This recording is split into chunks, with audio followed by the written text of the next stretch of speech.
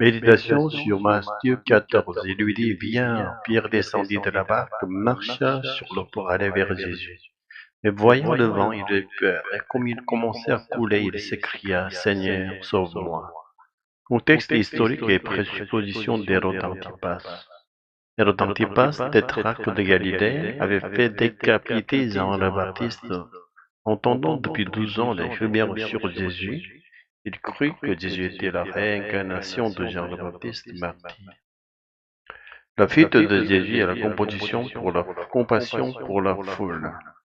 Apprenant qu'Hérode cherchait à le voir, Jésus quitta la rive en barque pour se retirer dans un lieu désert. Cependant, la foule, marchant le long du lac, le suivit. Voyant ces milliers de gens affamés, Jésus ne put se résoudre à les laisser mourir de faim.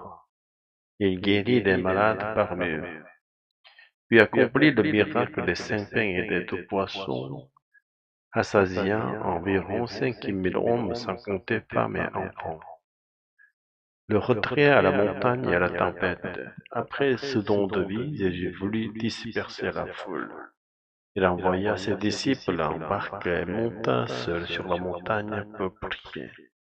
Et la barque, agitée par la tempête, fut en grand danger. Dans l'obscurité profonde de la 4e veille de la nuit, Jésus marcha sur l'eau et alla vers eux. Les disciples, saisis de peur, le prirent d'abord pour un fantôme et leur dirent alors, rassurez-vous, c'est moi. La réaction de Pierre, foi ou épreuve. Pierre, au lieu d'attendre Jésus dans la barque, s'élança pour marcher à son tour sur l'eau, en le sauvant de son courage ou son amour pour le maître. Or, le verset 28 révèle qu'il voulait alors mettre Jésus à l'épreuve. Il doutait que ce fût vraiment lui. Son geste n'était donc pas purement un acte de foi, il manquait la ferme confiance que Jésus est dit, souverain sur la nature. Pierre marcha sur l'eau, mais craignant davantage le vent que la puissance divine, il s'enfonça. Jésus, dans sa miséricorde, le saisit et l'entraîna dans la barque. Aussitôt, la tempête cessa. Les disciples proclamèrent alors qu'il est vraiment le Fils de Dieu, un titre emprunté à la tradition juive pour désigner celui qui accomplit des prodiges, non la confession pleine de la divinité de Jésus.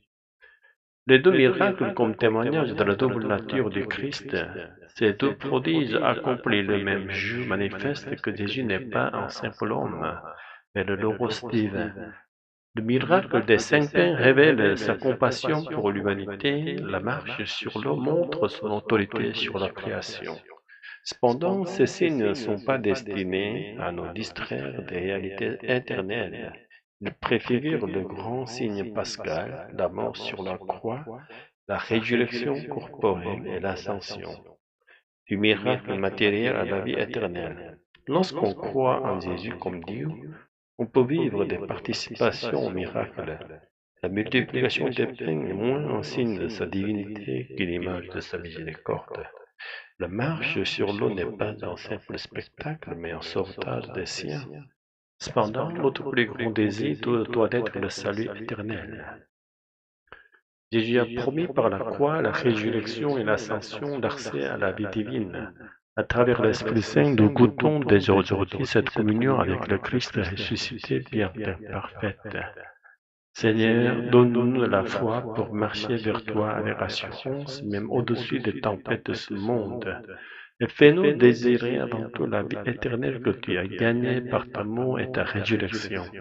Protège-nous ou comble-nous de ta grâce, pendant que nous cheminions ici-bas jusqu'au jour où nous te verrons face à face. Amen.